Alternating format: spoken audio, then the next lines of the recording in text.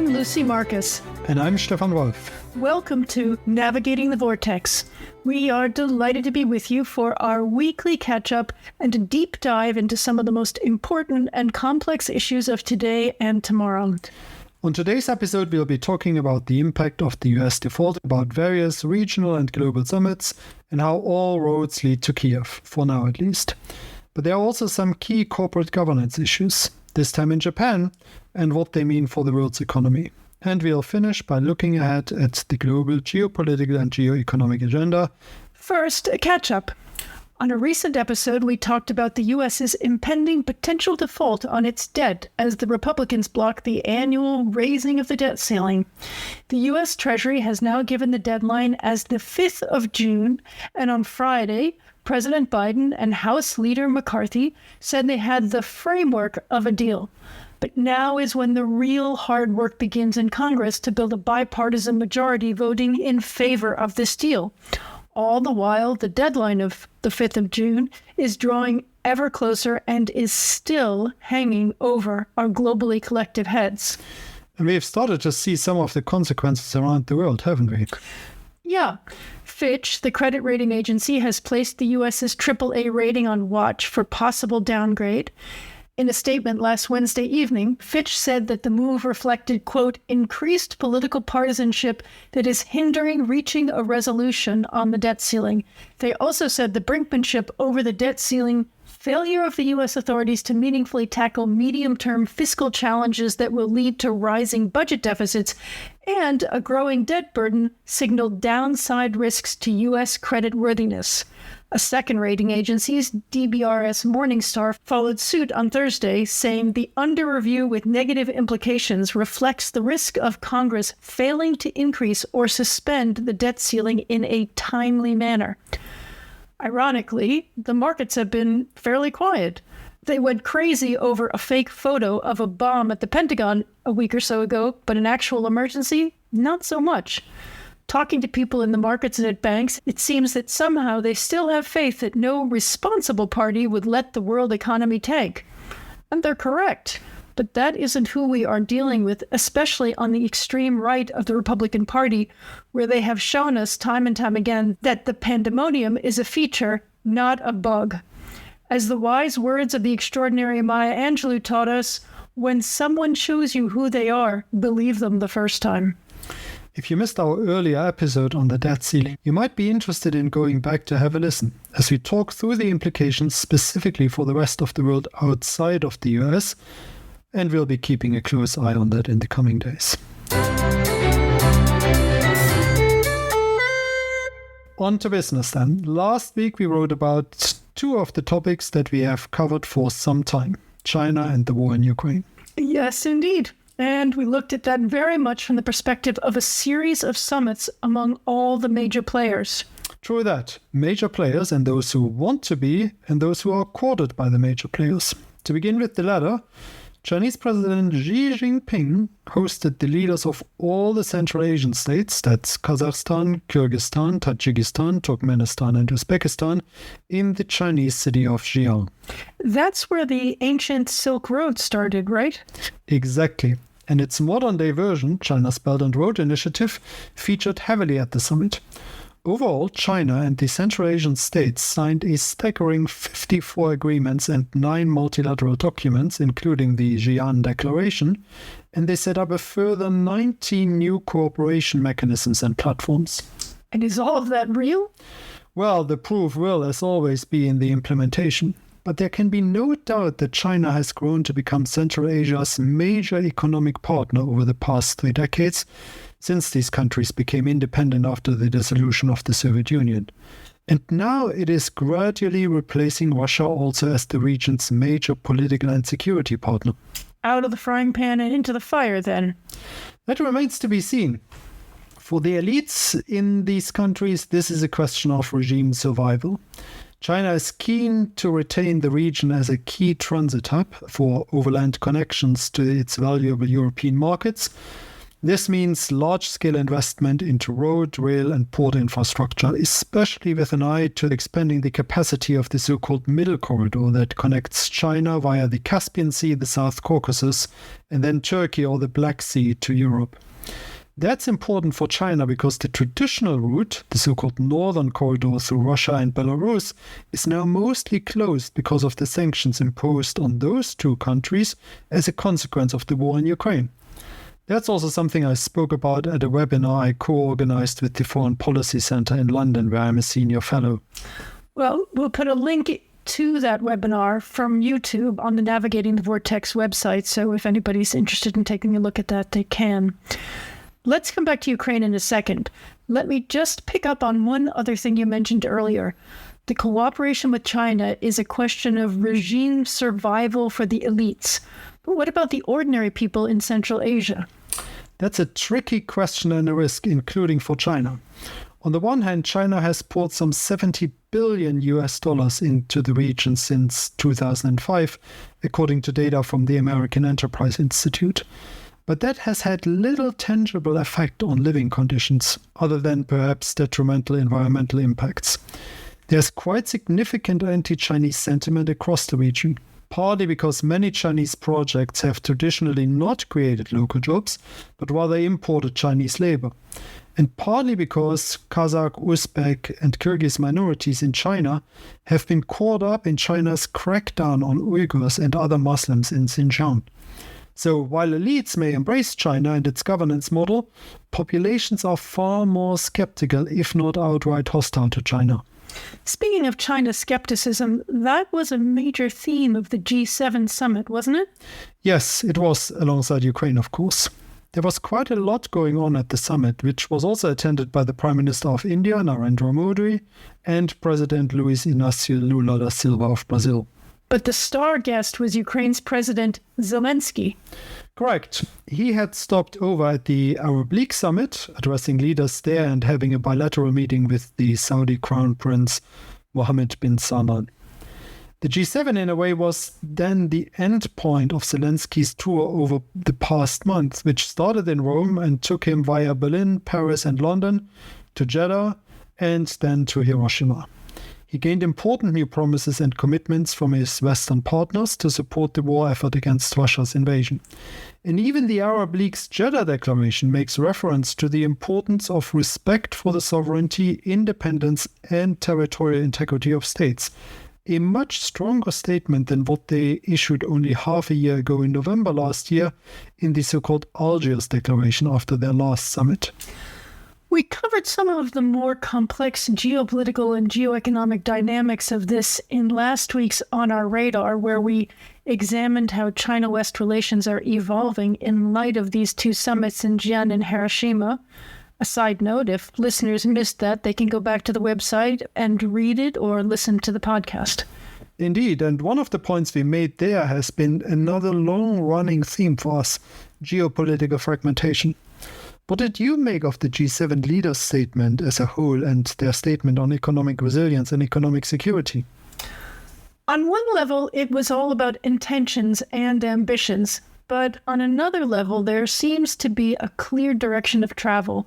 The G7 want to, quote, enhance resilient supply chains through partnerships around the world, especially for critical goods such as critical minerals, semiconductors, and batteries.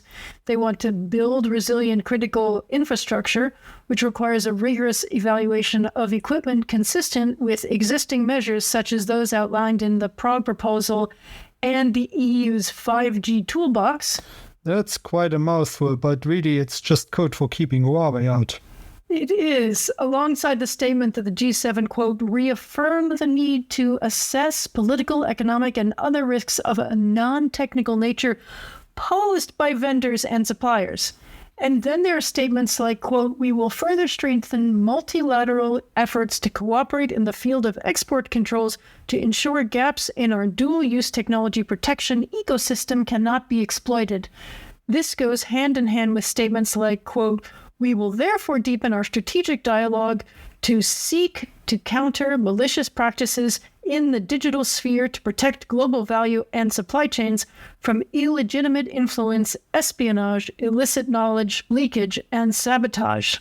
So this really just sounds like a great game of diplomatic word bingo, but in the end, this is all about China. Interestingly, the statement on economic resilience and economic security, from which I have just quoted, doesn't mention China even once.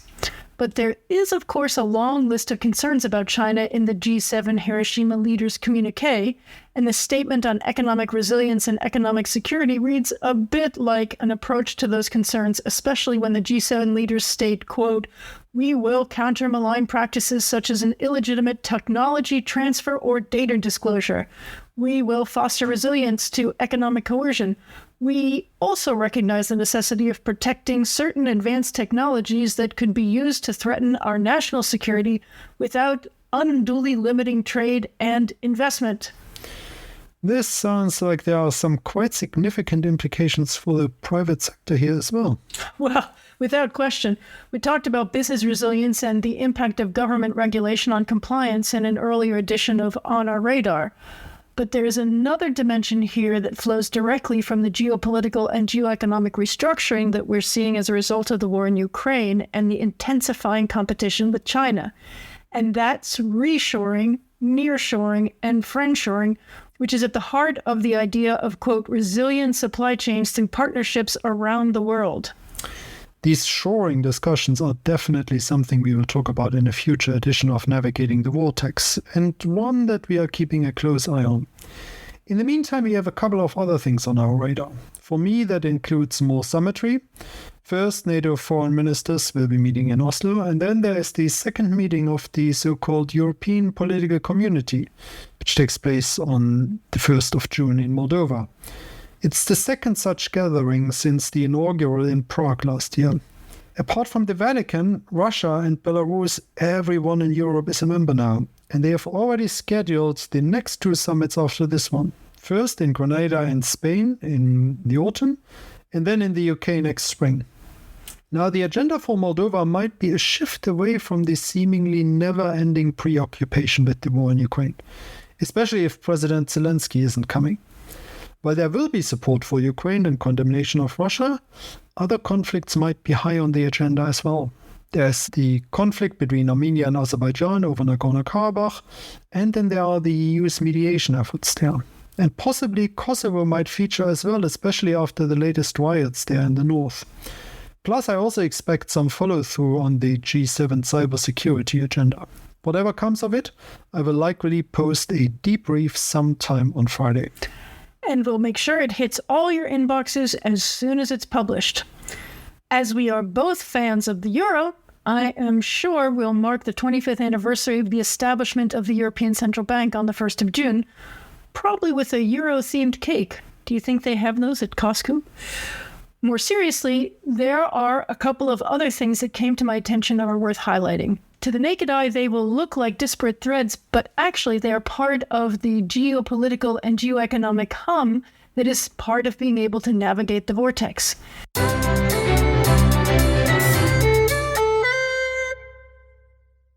The theme in this case will come as no surprise to the Navigating the Vortex community. Money is global and inexorably linked to geopolitics. That has its plus sides and minus sides. It has three components: the threat of default by the U.S. government, the recent banking sector crisis, and Japanese corporate governance. And how do you connect these three seemingly separate issues? Well, here's how it goes. There is an underlying drumbeat of a sense of economic instability linked with political instability. The concerns that were raised under Trump as president with his xenophobia and American first agenda and his own unreliability and penchant for favoring totalitarian leaders started the world down the path of worrying about the reliability and perhaps for the sanity of the United States. Biden brought some of those concerns to heel, but with the actions of the Republicans and the prospect of Trump as the frontrunner as a Republican candidate for president, the world can see that the extremist elements in the U.S. will not abate anytime soon. When the issue of raising the debt ceiling, which should have been a matter of course, became a genuine threat of default, the fragile sense of stability that was building began to show cracks. I believe I shall call it the fool me once doctrine of geopolitics and geoeconomics. As such, even though it is distinctly possible that the full default crisis may be averted this time, the world senses how close we came to the abyss and will now be hypervigilant for signs of this kind of activity. Coupled with this are the ripple effects of the recent failures in the banking sector, what some might consider relatively small banks failing, and yet having an impact on the global banking sector. With banks on edge already, calling into question some of the world's supposedly safest assets, U.S. Treasury bonds, doesn't help to quell those concerns and it leaves behind a sense of nowhere to go in a flight to safety. So where does Japanese corporate governance come into it? Well, it's AGM season in Japan. And 8 years ago, I wrote about the forced transformation of corporate governance in Japan, prompted in no small part by international investors expecting Japanese companies to adhere to universal principles of good corporate governance.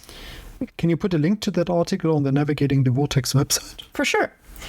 So, in brief, for the last 10 years or so, there has been a sharp rise in cross-border investing. Sovereign wealth funds, pension funds, global investment banks, and hedge funds do not invest only in their own backyard. They scour the planet looking for places to put their money, and they expect companies that receive it to play by rational rules. This is especially true if investors are guided by principles that go beyond financial returns. Global funds that uphold ethical standards concerning labor practices and environmental protections are safeguarding the global ecosystem on which they and the rest of us depend. As they establish and implement such principles, the resulting momentum has been changing corporate governance and behavior across industries and regions.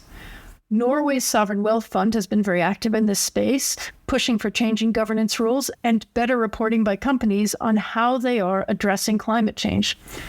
So the spotlight is back on Japan as international investors are taking public stands on the corporate governance of companies this year, like Toyota and Canon, regarding issues of independence, compensation, board diversity, and transparency on issues like climate change. This is the positive side of the interlinking of the economies around the world, best practices in areas like corporate governance. It is a sharp reminder that even if a country wants to think of itself as isolated and doing their own thing, be it the US or Japan, in both politics and economics there is no such thing as isolationism, because money doesn't know borders and we are all dependent on one another. Indeed, and that is the very reason that Navigating the Vortex exists.